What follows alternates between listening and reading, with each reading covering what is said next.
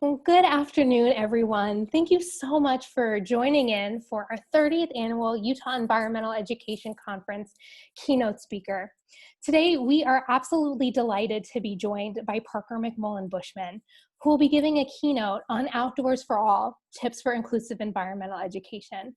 We're really looking forward to hearing her highlight these topics and spend some time with us and also have the opportunity to answer questions. Parker is a dynamic speaker that engages audiences in new thinking around what it means to be a diversity change agent, an inclusive leader, and building capacity for transformational change. Her background in environmental education, conservation, outdoor recreation, and interpretive fields spans over 23 years. Parker's interest in diversity, equity, and inclusion issues developed from her personal experiences facing the unequal representation of people of color in nonprofit and environmental organizations. Parker tackles these issues through head-on activism and education. In Colorado, she works with organizations to aid them in being culturally competent and that they are representative of their communities. I'm really thrilled to have you here today, and I'm going to turn the time over to you. So thank you so much, Parker. Thank you. It's so great to be here today with you all and speaking about a topic that is really close to my heart. I'm going to share my screen with you all. Oop. And if I could just get screen sharing privileges. There we go.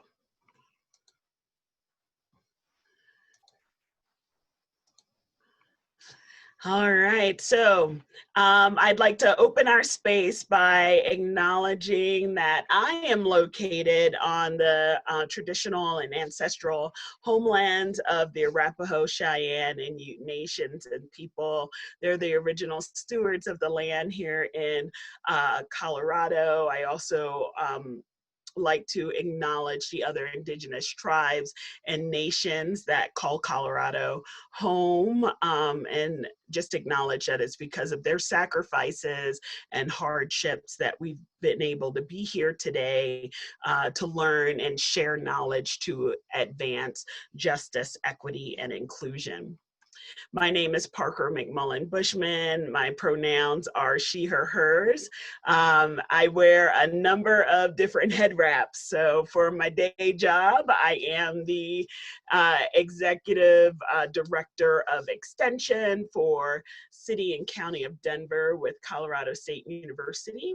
I also have my own organization, Eco Inclusive, that works with conservation-based organizations to help them work to be more inclusive in their work.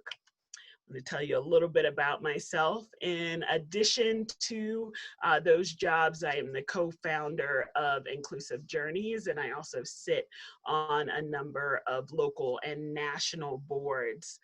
I do have a family, so hopefully we won't get interrupted today, but sometimes even with the door locked, those kids sneak their way in. It is really important to me and my husband. We're both environmental educators. That's our background, and it's important for us to get our kids into the outdoors. We love nature so much that we named our kids after trees. So this is cypress, cedar, and conifer, our three little saplings. I've had a 23-year career in environmental education, outdoor recreation.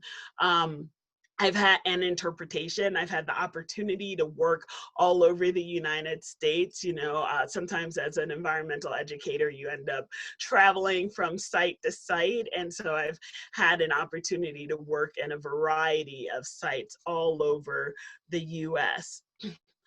However, throughout my career, I always got asked the same question. How did I get here, right? People were wondering, how did I, as a woman of color, make it into a field that is honestly predominantly white? And it wasn't a silly question, because I was often on staff like these, where I was the only person of color on staff. But I had the opportunity to learn and grow, and I started to wonder, to ask those same questions of, where are my people at? Where are people that look like me within this field? So I started to think about, where did my love of nature come from? Where did my background in this and connection to nature come from? And I immediately thought of this woman. This is my mother, Judy McMullen. She grew up in Charleston, South Carolina, on James Island. And my family had a long history on that land.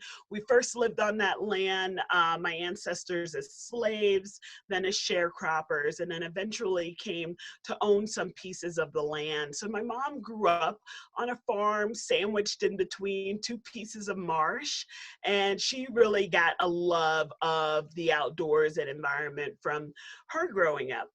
When she got old enough, though, she decided to move to the big city. So she moved to New York City. She met my dad, and they ended up having 3 kids. That's me in the back. I'm the oldest with the puff on our head. That's also me on the right side of your screen. And so I grew up in a very urban area in the Bronx in New York. And as I grew up, though, because of my mom's connection to nature, she always wanted to spend time getting us into the outdoors. And so my mom and dad would take us to the zoo. We would climb trees. We would, have picnics. You can see we're having a picnic on the right, on the little piece of lawn in front of the library, right next to a major roadway. But, we would find ways to be outside whenever we could. And so those experiences really started to connect me, to give me a sense of place. And I started to look at the environment around me. I remember walking with my dad for miles, collecting aluminum cans. And along the way, my father and I would, we would point out things, we would look at things, and I started to notice the trash that we were leaving behind. And I asked my dad, and then my mom, like, what can we do about this trash that people are putting on the sidewalk? And, they didn't really have answers for how to stop people from polluting the environment. But my mom did say, why don't you write a letter to the New York Times, right? So even though she didn't have an answer, she gave me like a way to have my voice be heard. So I actually did. I wrote this letter to the New York Times, and actually took it to lots of different newspapers. I typed this up on my dad's typewriter. You can see I was very passionate at the age of 9 about talking to people and getting them to stop putting trash on the ground. I didn't have like a clear sense of what they really should do. Maybe we should, I don't know, burn the trash. But, I had a passion for it. And I don't think that I was that unique or special, right? Because when I talk to other kids in the area that I grew up in, they noticed these things too, but not every kid had someone in their life that would tell them, this is something that you could do, this is an action that you could take. As environmental educators, sometimes we tell the stories that kids in urban areas, right, that we have to help them connect to the environment. And I think it's less about helping folks connect to the environment and more about helping people find their voice, right? Because oftentimes in these spaces, our voices are not represented if we are not in majority groups. So you would think that with this woman leading the way, this woman as a role model for me, that I would know that I was an outdoorsy person. I would know at that young age that I was an environmentalist. But I didn't know, because even though I had some representation in my life, my mother as a role model, I never thought of myself as being outdoorsy. I never thought of myself as being an environmentalist because I didn't see myself. If this is just a Google search, right, of people doing outdoor sports or outdoor activities, and you can see that when we search for pictures like that, we often see people who are white, people who are sometimes in groups, but a lot of times on their own, people doing really exciting athletic things, but those pictures look very different from my experiences in the outdoors, whether that was sitting in the backyard at my grandmother's house, or doing a church picnic, or even playing in the streets, because that's an outside activity, but not one that we represent as an outside activity, right? And so I started to really think about those things, think about representation, think about the ways that we communicate to people, that they have a voice and agency in the things that are going on in the environment around them. I decided to go back and get my master's of natural resources in interpretation and environmental education, and really focus in on how do we communicate to different communities about science information, about science engagement, right? How do we make it relevant to them? How do we make sure that they see themselves in the messages, that they feel well represented? So over time, I've learned a few different things about making enjoyment of the outdoors equitable. One is that representation is really important. We need to make sure that people can see themselves at all levels and feel included in the story. That justice is an important part of environmental work. We have so many inequities that we don't address, that we for a long time as environmental educators have pushed to the side, but it's key to our work. And that culturally competent organizations are better able to create spaces where communities have voice. We all know that representation is really important. However, a lot of our organizations don't represent the communities that we work with.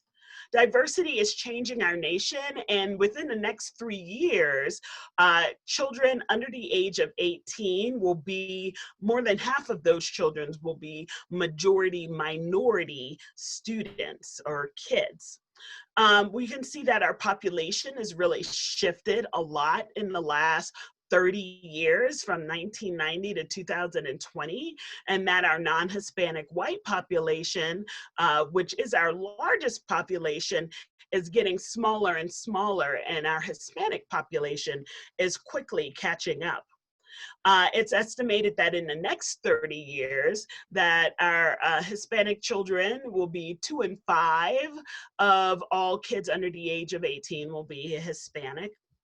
And we can see that in the next 30 years that non-Hispanic white population is going to continue to get a little bit smaller, and that Hispanic population is going to grow significantly. This is not a new conversation, but we continue to have disparities, especially within our organizations, conservation organizations, the people who work within them, the racial composition in our organizations have not been very good for giving opportunities to people of color. Many of our organizations have not broken that 12 to 16% green ceiling. And when we do have people of color within our organizations, mostly they are in frontline positions, internships, people just starting out. But as you work your way up into middle management, into full-time positions, and especially into our leadership positions like executive directors and board, you see less and less people of color. We also see within our national park system that the race of the employees in the national park system are also not representative of our community at large, and the people who visit those spaces are not representative. Another disparity that we see is who's affected by environmental issues. So the environmental justice movement started many, many years ago, and Robert Bullard, who's considered to be the father of the environmental justice movement, wrote a book called Dumping in Dixie that talked about the inequities in exposure to environmental pollutants.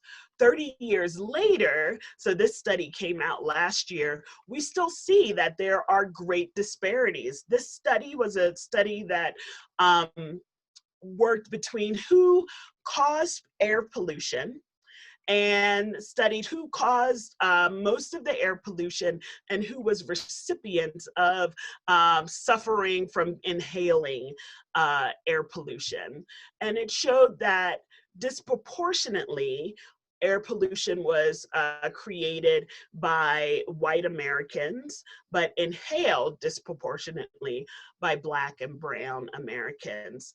Now, this study started looking at product lines. So what products were big pollutants in certain areas, who majority purchased those products and used those products, and who majority was exposed to that pollution that came from those products being made.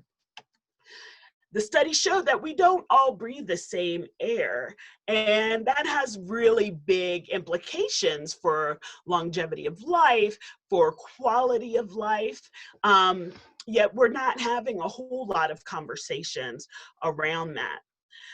When you think about that, statement, right, that we don't all breathe the same air, then it gives that protest statement of "I can't breathe" a whole new meaning. So because when someone says they can't breathe, they're saying that they lack the essential function to live, right? And we've been hearing a lot of this in 2020 as the conversations around equity and inclusion and inequities in our society have come to the forefront, especially with the protests that came over this summer. I think about how important it is for us as environmental educators to clue into this movement, to clue into what people are saying when they say, "I can't breathe." Maslow was a gentleman who Abraham Maslow created this hierarchy called Maslow's hierarchy of needs. And in his hierarchy, he states that there are 5 categories of human needs that dictate an individual's behavior. Those needs are physiological needs, safety needs, love and belonging, esteem needs, and self-actualization.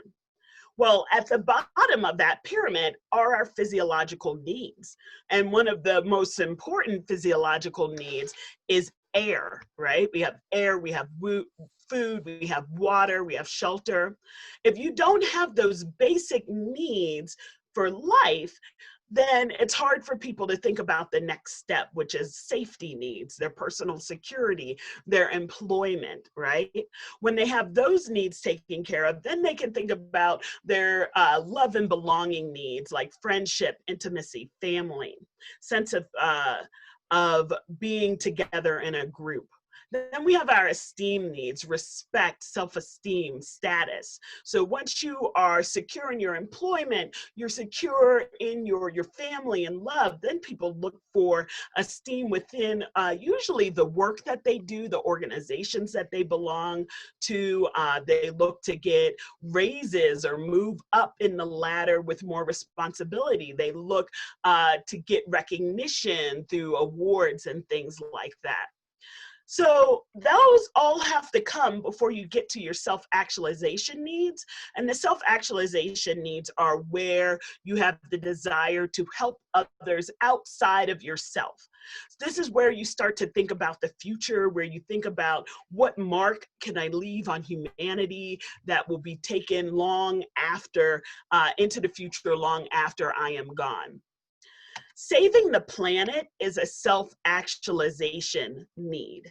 And I think it's really important for us to think about that when we think about justice and what does that have to do with the work that we do. Oftentimes, as environmental educators, we want people to think about this higher level, taking care of the earth, without really considering that there are people who don't have their physiological needs taken care of or their safety needs taken care of. They don't feel like they can catch a break. They don't feel like they can breathe. They don't feel safe in their communities. And because they don't feel that way, they cannot concentrate on thinking about taking care of the planet because that is a self-actualization need. So when we think about why justice matters when we talk about the environment, it matters when we deal with the environment because the environment impacts everything: where we live, where we work, where we play, where we learn and worship. When people can't make their way up Maslow's hierarchy of needs, we're all missing out. How can you focus on solving climate change when you're worried about your health? Right? We'll never solve the major environmental challenges of today until everybody can be a part of that conversation. We are all part of a shared ecosystem. No one person or place can be sacrificed or we all will suffer, right? We're being called on to join forces together and to realize how social justice issues ties into environmental issues and how we have to solve both to move forward. Loving my neighbor as my own means that we understand that our futures are interconnected with the futures of others. And that's what led me personally into community organizing and into working to keep communities safe and healthy. For me, organizing is about working toward a shared vision of the future where our collective humanity is equitably recognized and honored. And that's important because, like I said earlier, we need everyone at the table to solve the dynamic environmental health food issues that face our society as a whole. So everybody involved, that's real inclusion, right? But what is inclusion? That means that not only do we bring people to the table, which is diversity, but they all have a voice in the process. They all have a way to have their voice heard at the same level as everyone else. And they're all able to maintain their uniqueness. For a long time, we've talked about our society being a melting pot, where everybody comes in and kind of gets melted down into one kind of flavor, right? That's America. But I think we need to think of our society, our organizations, our communities more as salad bowls. In a salad, everything maintains its unique flavor, its uniqueness,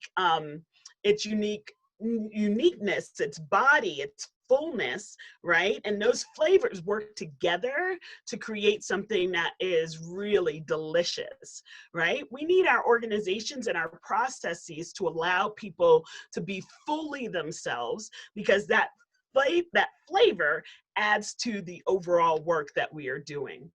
We have to allow people to speak for themselves. The slogan of the environmental justice movement is that we speak for ourselves. And that means that people are recognized and respected at the same level. If you're not recognized and respected, you can't participate in decision making. Recognition and identity is not for us to dole out, right, to be distributed as benefits to some people in our community and not others in our community. We also have to have people meaningfully involved, which means that they have an opportunity to participate in decision-making activities throughout, right? Especially if it affects their environment or their health, and that their concerns are being considered very highly, very important as a part of that decision-making process. Equity in this doesn't mean that we are treating everyone equal. But equity in this means that we are providing everyone what they need to fully participate. Equity is taking action to address historical disparities. Equity is allowing everyone to have what they need to fully participate, and that might mean different things for different people. So as we think about all these things, justice, equity, and inclusion, it's important for us to think about ways that we can incorporate all of these things into our work, the work that we do in environmental education, right? And that's going to take looking inwardly and looking outwardly at our organizations. Looking inwardly, we need to up our sense of self-awareness. We have to start to do the work. We need to think about our own culture and values and understand our limited perceptions of the world. We have to understand that we all come to the table with bias, right? That's a part of being human. I have it, you have it. Everyone has some form of bias. And that bias that we bring with us into our work can affect the way that we interact, can affect the policies that we set, can affect everything that we do within our work. So it's very important to start to address those things, to start to think about behaviors, to start to confront mistakes, and not in a way that is, that we are putting people down, or in a way that we are making people feel bad about themselves, but we need to create communities and organizations where we can mess up and it's okay because we're all learning. It's that fear of making mistakes that often keeps us from being able to change. We need to value diversity. We need to understand that diversity is as important a commodity to our organization as someone having a college degree, right? That diversity is something that is important to our ability to be able to reach our community, and we need to value it as such, right? We also need to start interacting with diverse groups, personally and within our organizations.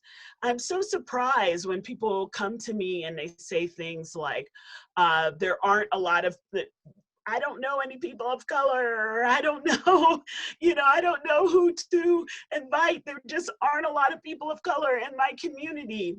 And for some communities, that's the case. But for a lot of communities, every community has minority groups within their community. And if you are not interacting with those groups, it's because you haven't put yourself out there. You need to know what's important to those groups. You need to show up for their things before you ever interact and ask them to show up for your things, right? We often come to the table by asking groups to give to our effort without first showing that we're invested in their community and the work that they do. We need to think about the barriers that we have within our organization. Do we understand the external and internal institutional barriers that keep people from interacting with us? We have to repair the divides that we have within our communities and start thinking about what are the things within our organization that don't seem like a hurdle to us, but are a real hurdle for other people being involved. And that also means that we have to evaluate our rules and regulations, because if we have bias, right, our rules and regulations, which we think of as being equal for everyone, right, sometimes have bias in them as well, right? And that bias is toward our own cultural understanding and perceptions of the way that the world works. And it may be different for other people. So we need to think about that. What story are we telling about our organization, about the resources that people can use, about who's allowed and who's not allowed? You'll see that in my slide, I've got this no street clothes in pool. I think about that, right? That is because, why do we say no street clothes? Because you don't want someone coming in with dirty, sweaty clothes that they've worn all day and getting into the pool. However, right, that for some people, they don't own a swimsuit, right? And so saying no street clothes means that some people may never come in to swim. However, if we say something like only clean clothes allowed in the pool, right, then that makes it so that people who may not have a swimsuit, right, but only have a pair of jean shorts can come in and swim if their clothes are clean, right? If they've brought a fresh pair that they're going to change into to swim, right? So starting to evaluate the stories that we're telling, why we make certain rules, and what that background comes from, or that bias that might come from making those rules. We also have to represent diverse champions for the outdoors. We have to have that representation. And there are so many people out there, but we don't tell their stories, right? We don't have their stories mainstream. We don't talk about the work that they're doing. And because of that, right, it's almost like they don't exist. And then community members that relate to them, look like them, right, end up not being able to see themselves. So it's important for us to dig beneath the surface, to look for other diverse champions that are out there that we never even knew about, to tell their stories. We also have to think about exploring and representing other uses of the outdoors, right? We often tell these stories about what does it mean to be in outdoor spaces that really glamorizes totally untouched outdoor spaces and does not encourage people to get into their nearby nature or to explore the outside, even in their neighborhoods. And that has got to stop. We have to honor and represent other ways of using the outdoors so that people can feel connected to this message no matter where they are. And with that comes a redefining of what we consider to be nature, right? Is a tree and a sidewalk nature? Right? Is that a little patch of land or city park in the middle of the city nature? And how do we start to redefine and tell different stories? I know that 2020 has been such it has been an interesting year, right, to say the least, and it has been kind of scary for some parts of it, but I really think that we can thrive together. Moments such as these can amplify and even lay bare structural inequities, our societal impacts of bias, the relationship of power and privilege. But this also is a brave new world. We can create spaces where everyone can breathe. We can create spaces where everyone can thrive.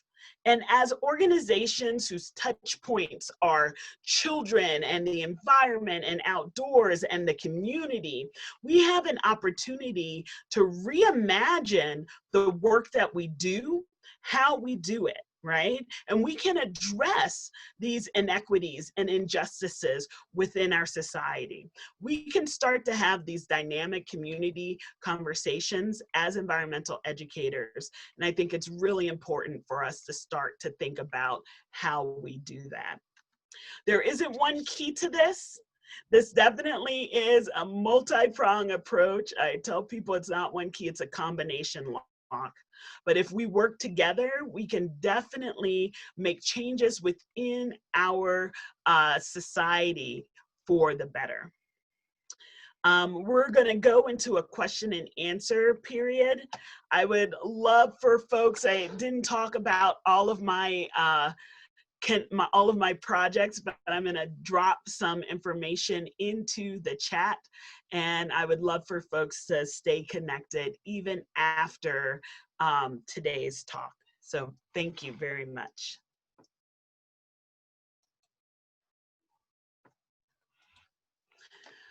All right. Thank you so much for that talk, Parker. And I will personally give a plug for your TikTok channel, which is creative. It makes me smile and is also thought-provoking. So you've really demonstrated how to use some of our virtual mediums in a really creative way, I think, to reach people with your message, which is wonderful. So we'll keep the time open till 1:50 for Q&A. If you'd like to ask a question, you can do that in a couple of ways. You can unmute yourself and ask, or you can type a question in the chat, and I'm more than happy to read it aloud.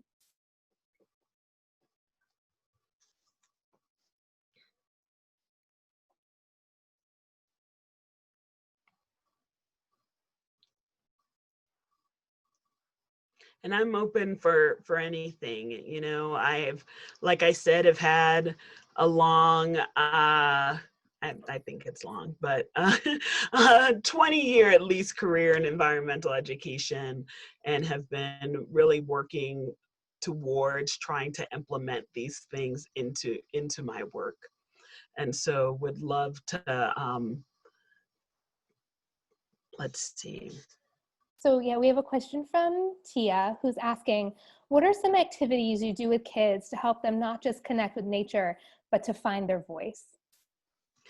Yeah, I think that it's important for to allow kids to understand that they have agency, right? And I know environmental education, we are set to not teach kids what to think, but how to think, and helping them find their voice is a part of that. So helping kids to decide, what issues are you most excited about locally? Like, what are the things that are affecting you in your neighborhood? And then what are the channels that they can use to talk about those things? Kids can still write letters, right? Kids can still talk to their teachers. Kids can start clubs within their schools. There are things, youth voice is really important, and we've seen youth voice in climate change initiatives be really important, right? And so we can encourage kids to use the things that they feel like are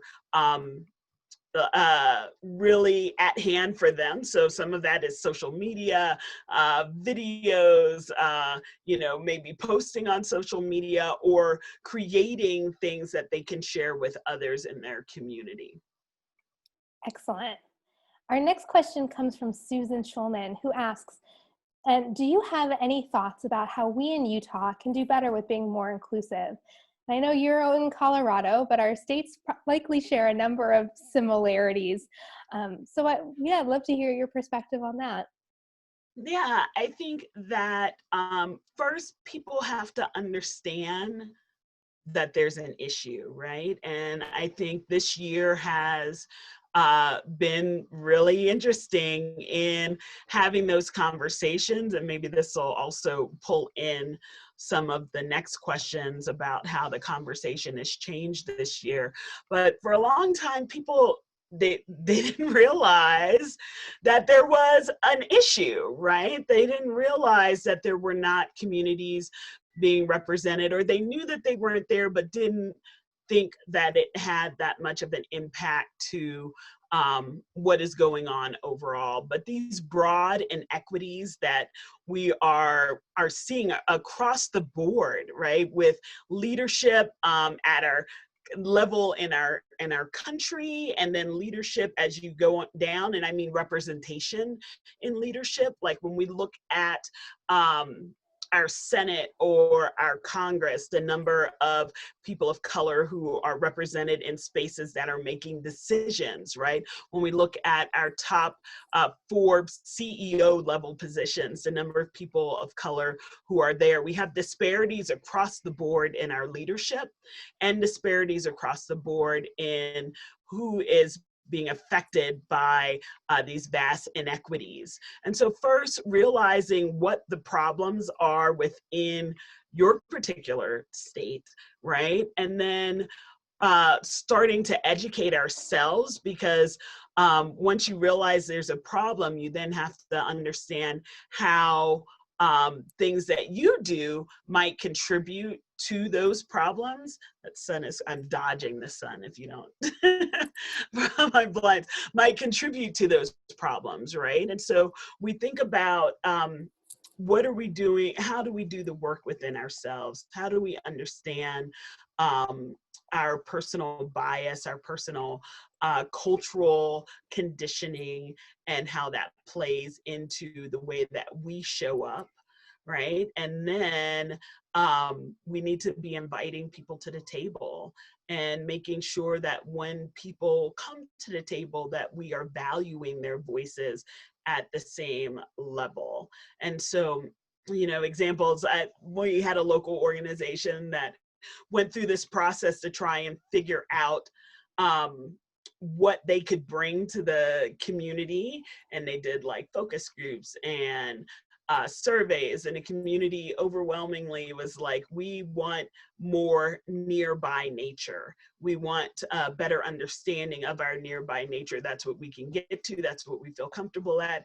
And the organization was like, great, okay, buses to the mountains. We're going to give people buses to the mountains because we like to think that we know better, and that's where the good nature is. And if you just could get to the mountains, then you would connect in a better and different way, right? So we have to understand and support people's voices and value it at the same level as what we think we know ourselves. Sorry, long-winded.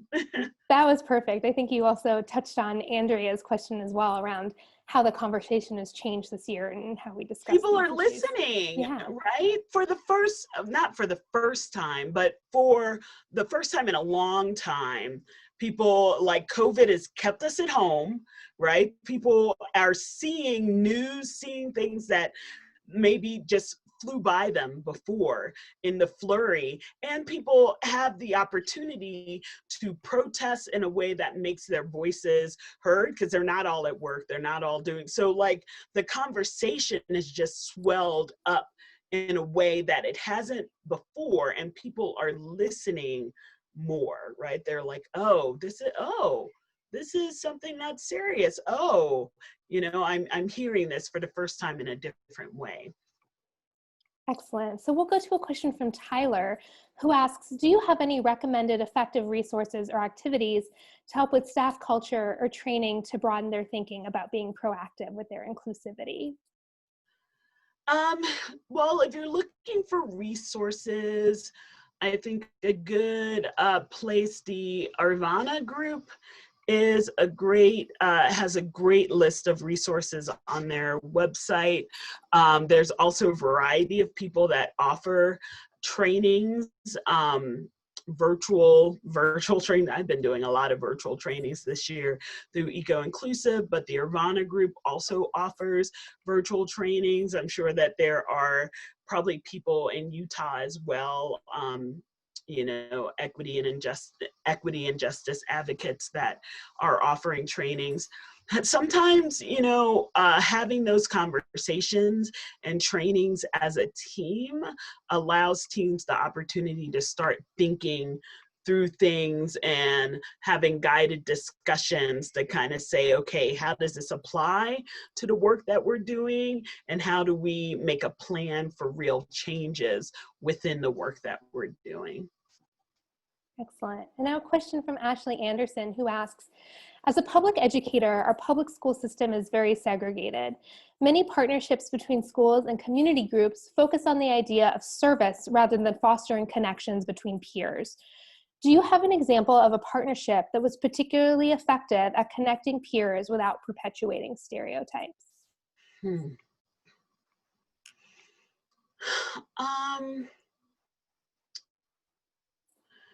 know, I think when I've seen it work well, it's been when the community group has led the way, right? That they have kind of control of the process.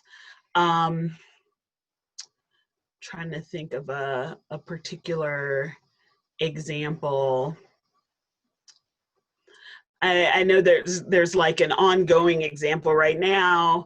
We are in Colorado, and this isn't a school and community group, but kind of a larger organization wanted to start a process of developing a kind of state outdoor recreation fund, right? And that charge was taken up by some really large community or large organizations, not necessarily community, they're national organizations like the National Wildlife Federation. And they, you know, started to charge, and they're like, okay, we're gonna do this, we're gonna create this for, you know, these smaller community groups, and not, those community groups were not at the table.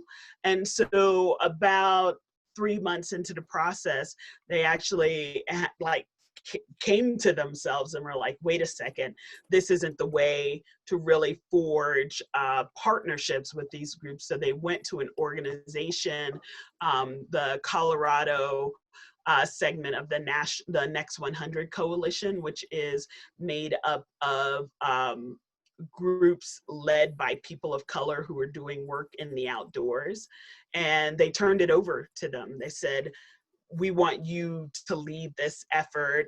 And they started by doing a community landscape analysis led by that group. The money went to that group, and it is all people of color that work in these really small kind of underfunded groups that are leading that effort to then say, what is it that we want to provide for folks as an outdoor equity fund?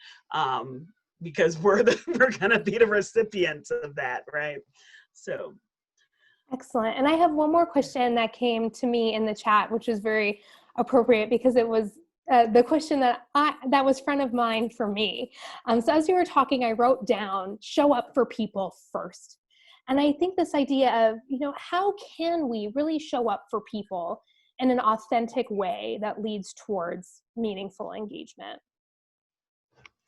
Yeah, so like I said earlier, you know, it's important to show up to people for their things. And I can tell you that people coming into community to say, I'm here for your thing, is not new to these communities. And when you talk about being authentic, it may not seem authentic at first. They may question your motives, right? You might question, like,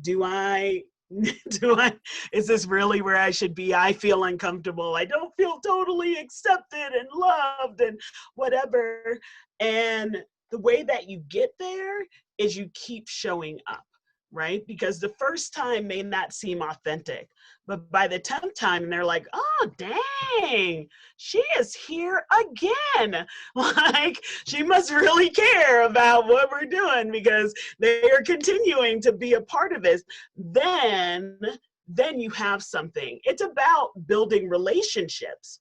You have to build relationships, and showing up one time is not building a relationship, but being there over time, and then people understand and they trust you and they know that you're being genuine and that you really want to be involved. And once you have that trust, right, then you can start to do that work, right? But we're so quick to kind of trying to get our own things done. This sun it's Colorado. We're so quick to try and get our own things done that oftentimes we forget about the importance of building those relationships over time. Excellent. Any other quick questions in the chat?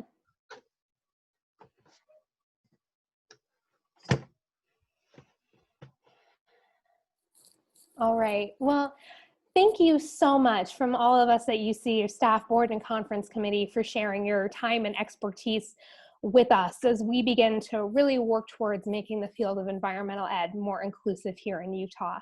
Thank you so much, Parker. Thank you all. It was a pleasure to be here today. Thank you.